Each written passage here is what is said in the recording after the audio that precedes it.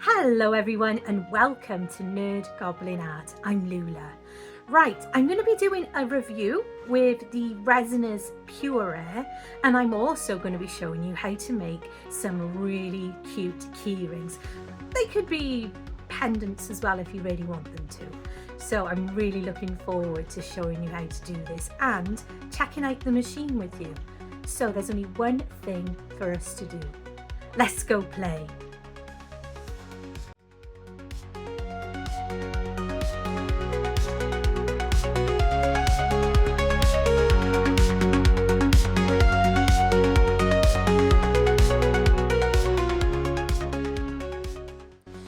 Then I ordered a new mould. We'll look at those in a minute. And this is from Moulds and Shapes. I used Claire's discount code on Claire's Crafty Corner to get it. She uses them for keyrings or pendants. Really nice mould actually. Lovely material. It's only the second one of Moulds and Shapes I've ever owned, so I'm looking forward to using this today. And I'm also going to be using these stickers. Now, I got these from Amazon some time ago, and they are owls, but to me they're more summertimey because they got lovely flowers on them, and they're also DVT. So they peel off at the back and then peel off at the front. So they don't necessarily need to be sealed in, but I will be doing that on this occasion. I'm going to be using some mica powder for a base. It took me a few minutes to consider which colour I want to go for. So I wanted something, because these owls, they're pretty colourful, but first, magic. There we go. So ultimately, I've decided on going for bronze and brown. The owls are very colourful, and they got colourful little clouds and they're quite magical looking.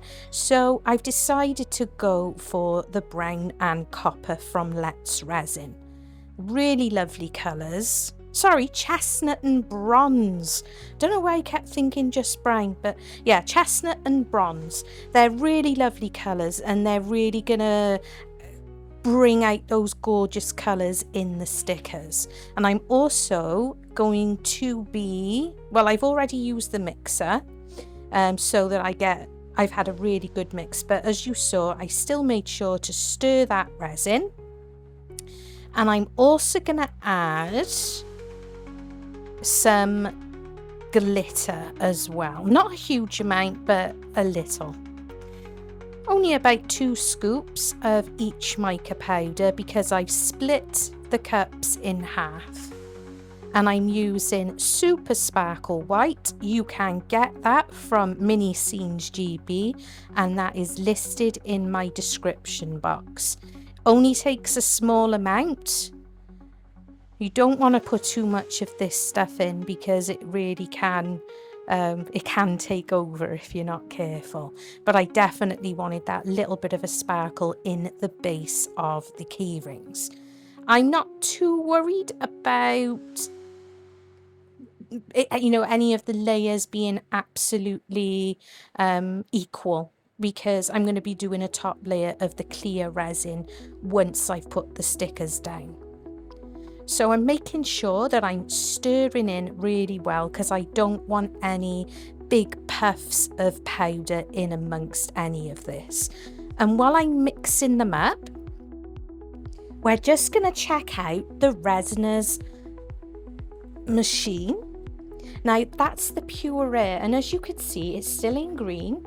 And while I'm mixing the resin in, there's still some numbers there, but it has remained in the green. And that means that it's doing its job. And we'll talk a little bit more about that in a few moments.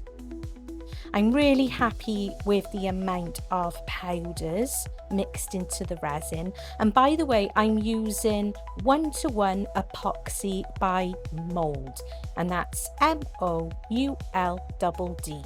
And I'm going to pop those into the debubbler. So while they're in there, the numbers are dropping now because I've put them in the vacuum. I do have a discount code of 15% off by using NERDGOBLIN. So this is where the machine gets interesting. I'm going to give a spray of the isopropyl alcohol into the mould. Now we've just seen those numbers. I'm going to spray these. Now a lot of us use the isopropyl alcohol, don't we, to help with bubbles. Few moments, just a few moments, and boom, off it goes into red. And that is a high number, isn't it? So what's happening now is the PurAir is going to start working to suck out all those, any of that vapor, so to speak, and it's going to pull it into the filter and clear the air up. Now, this process is going to take probably around, what I have noticed as I've been using this machine for around 3 months now, since Resiners very kindly sent it to me. It takes around 15 minutes after spraying the isopropyl alcohol. I will explain a little bit more on that in a little.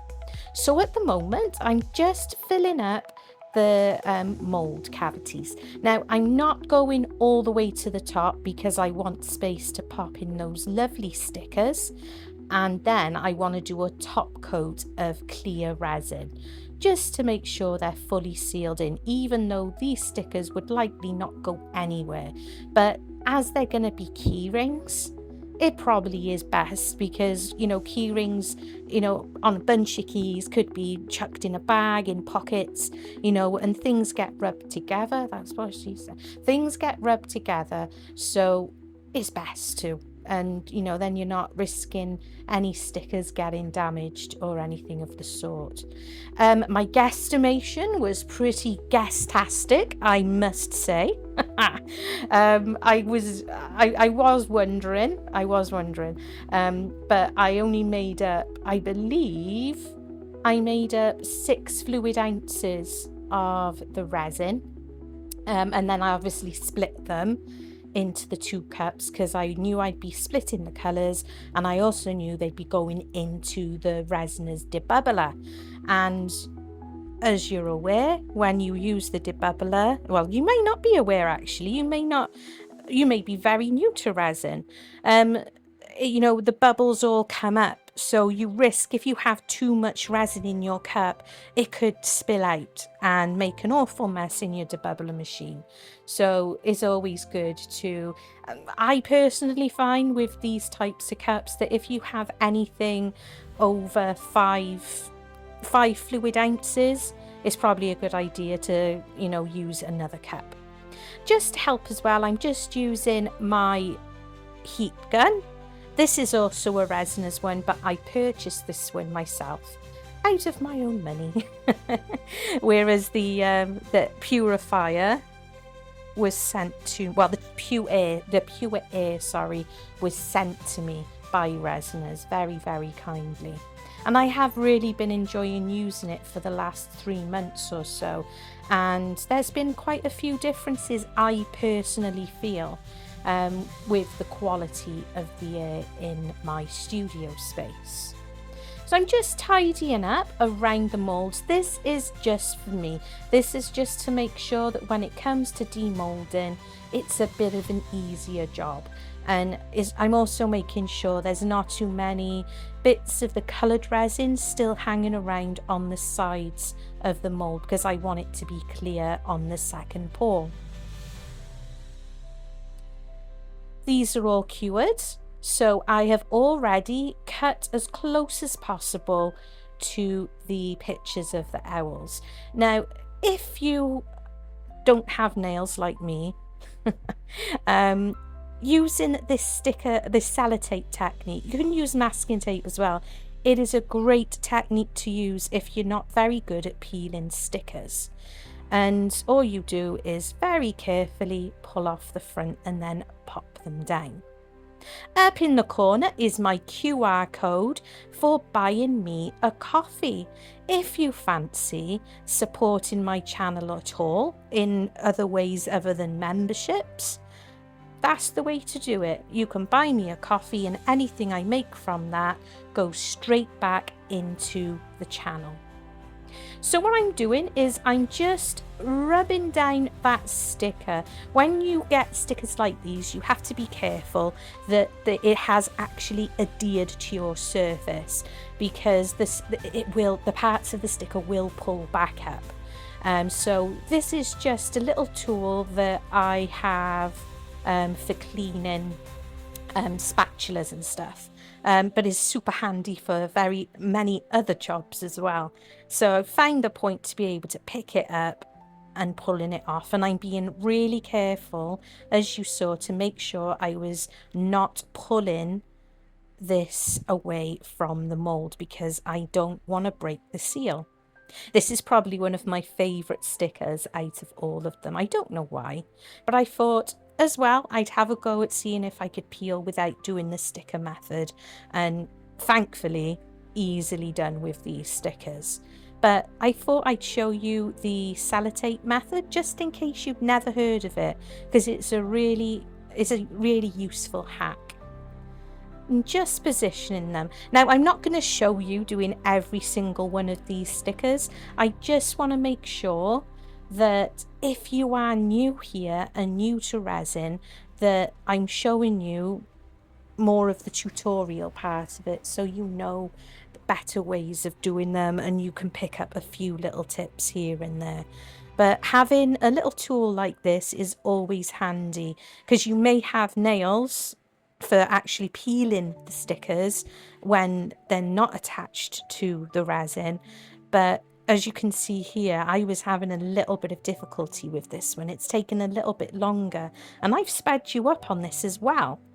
So took me a little bit longer to finally be able to pull some up. They were really, really sticky on the outer side. Really sticky, and I could see that with as I lifted it up, I could see the amount of glue, see there, sitting on that sticker. So it was really sticky. So I'm going to get on with putting all these into place, and I'll bring you back. And as if by magic, here we are. So that one was one sticker, and I cut it in half because it wouldn't have fitted. And I ordered these tattoos a while ago, and it has an owl one, and I figured let's put this owl one on just for fun. Always make sure you take that top layer of plastic off, otherwise you'll be wasting your time. And I'm just gonna pop it down, and I've got my bowl of water ready just by there, and I'm just using a wet wipe. The wet wipe probably would suffice as well for dabbing over, but the water makes me feel a little bit better. And in general, these just slide off, but it's a bit more difficult in this position because there's the lip there for where I want to do the next layer. So I've had to lift it up, but it was very ready to come off. And just use my wipe again just to give it a little dab. And I will give it a few moments before I do put the resin seal over the top. It does, obviously, it's darker because of the colouring, but I like that. I think it looks all right. And I'm looking forward to using more of these tattoos that I picked up. I believe I found them on Temu, but the owl stickers are definitely from Amazon. And if possible, if I can find the link, they will be linked below in my description box. Right then, gloves again, double magic. Ooh. And I'm going to be adding some more of the Super Sparkle White to the clear resin, which is going in the dual head mixer. And just remember that that discount code, it's not just for the PurAir. It can be for any of the equipment that you may be interested in. And you know, I've been enjoying using this mixer for months now. It really is a great machine. Helps me especially with achy wrists and stuff, and it means you can just get on with something else, you know, while well, it's doing its mixing job. Really easy to clean also. Right, we're going back over to the mixer now. It's gone into a bit of an amber colour, and that's because we've just started mixing. And the fan is only on the first setting, but as you can see there, as it's working, the strength of just the first part of the fan, when it's noted, we see the numbers coming down now, so there's a bit less there and they're still coming down whilst the machine is pulling in any of those harmful chemicals. But as soon as I spray, because I need to spray, so I don't need to, but I want to. I'm spraying some more isopropyl alcohol now. And just like that, the numbers go up. And just to show you the difference, lift the camera a little bit, whoosh. And that is on full power. That is on the third fan, to actually get rid of any of those chemicals. So what is VOC? You'll see that on the machine. It actually says TVOC, and it is volatile organic compounds. Now these are emitted as gases, and it can be from everyday products, building materials, household cleaners, and even things like glue and paint. So, you know, that's what it is. And what the T stands for is total. That's interesting, isn't it? So I've poured in the resin to the moulds, and I'm quite happy, I think, with the level that I've gotten to. And it's important to know that VOCs can have harmful effects. Did you know that? It can cause eye, nose and throat irritation, headaches and nausea, loss of coordination, fatigue, dizziness, and allergic skin reactions. You know, and the machine absorbs, and it also captures particles like dust, fibres and hair. So that's really interesting, isn't it? So back to the machine. Whilst I've been busy pouring the resin, the machine has brought the numbers back down. We're still in the red, but the machine is doing exactly what it needs to do. And about 10 minutes following that, we're back into the green, and the numbers are coming down, and the fan is back on the first setting. So, and there we go again, it's coming down. It will go up and down though, regardless of me using resin and isopropyl alcohol, because this is a home. This is, you know, a house, you know, it's near the kitchen, and, you know, we're spraying disinfectants and stuff like that in the kitchen. And other things as well. You can even get VOCs emitted from furniture. There you go. See, the feather is a bit more calmer now and isn't going to go very, very far at all. But it's what it does. And I have noticed that I have less in the way of headaches when I'm using stuff like UV resin. And I'm very naughty. I don't tend to wear a mask when I'm using the UV. So you've got an auto button, you've got temperature, you've got a fan button, so you can actually have the fan on any speed you like. But I tend to keep it on auto, and that means, you know, it just takes care of itself. You can put the machine on a timer. I believe it's up to 9 minutes, 9 hours, sorry, and it'll turn off by itself after 9 hours. So that's really useful too.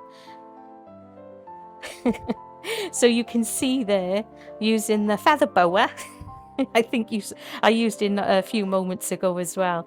The difference, you know, it properly will take it away, which is crazy. So on the first setting, it's much less blowy, but it really does work. And I'm also going to get Mr. Goblin as my glamorous assistant. to help out with other things. There's a filter picture. There's a filter inside the machine, and Mr. Goblin is gonna show us now. There's a twist on the bottom of the machine, and then there's a wire inside, and the wire just disconnects. You'll find this if you buy it and you first get it, you have to connect it up. Now look at that. Look at that filter. Now I think it's been around 3 months we've been using this machine now. And yeah, the filters do last a really good time, but on your monitor you get to see, you know, it'll let you know when it does need to be changed. So it's a twist kind of method. It does show you as a twist and lock, and then you can just turn it back on again, and then you either set your fan or you press auto. Right, these are all cured. Well, they're a little bit soft, but don't worry, we're good.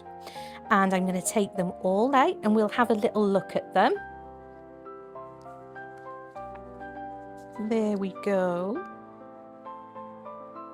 I'm really liking the colours. I think that the bronze and the chestnut really do help these lovely pictures. Really makes them look a little bit more special.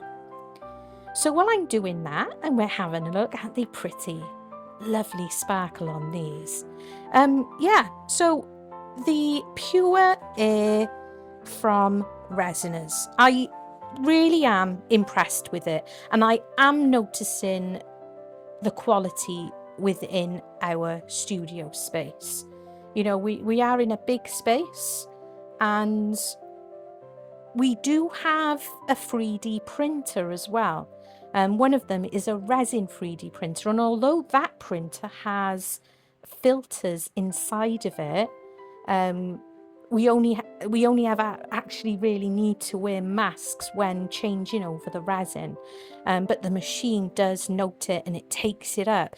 And even if I was in a different room in the house, I would often get a headache from it. So that's why I'd often be away from it if Mr. Goblin was having to clean it out at all. And since then, since we've had the machine, I haven't had any of those issues. So really worth it, and it makes me feel a little bit safer as well, because it is a studio within a home. You know, there are pets in the home and there are children, and although the kids aren't around when I'm doing epoxy pours, or you know, they're not near me, it still gives peace of mind. And bear in mind, we always keep it well ventilated. It has 2 windows open all the time and a back door, so everything is always well ventilated, and we still wear our masks. So just bear that in mind, and that is so important. And I do recommend this machine. I do think it's a really great one to have. And the fact that we all have hay fever, and it's not being so much as a problem. And I really do put that down to the PurAir. Right, so I'm just showing you how I'm attaching the keyring, the hardware, to the mix. And it's just so simple as having some jump rings, and you can buy the keyring hardware as they are, as I show you there. And if you want, you can also add extra, and you can add pretty little charms and stuff. And this is just an example that potentially, yes, they could be a pendant, but not for these. I don't think it really suits these, unless you know, have a youngster or somebody like a teenager who may be an owl fanatic, perhaps. But it certainly wouldn't be something I would wear. But definitely a great size for a, you know, a feature piece if you're out and about and you like the chunky jewellery. But I'm going to be popping these on my website, which is listed down below. But bear with me, I will get it on there. I just never seem to think about getting it done. But I love them, and I've really enjoyed making these, and I've enjoyed giving you a review of the PurAir. Love you and stay weird.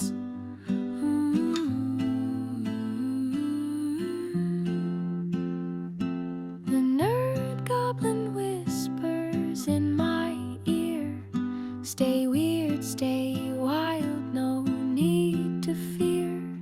She molds her dreams with resin and clay. Whimsical wonders brighten the day. Stay wonderfully weird, let your colors unfold. Frogs and dragons, stories untold. Crocodiles dance in a resin sea. Stay weird, stay wild, stay beautifully free. She paints the night with the dragon's flame. In her hands the world's never the same. Frogs in hats and crocodiles grin, each creation a spark where dreams begin. Stay wonderfully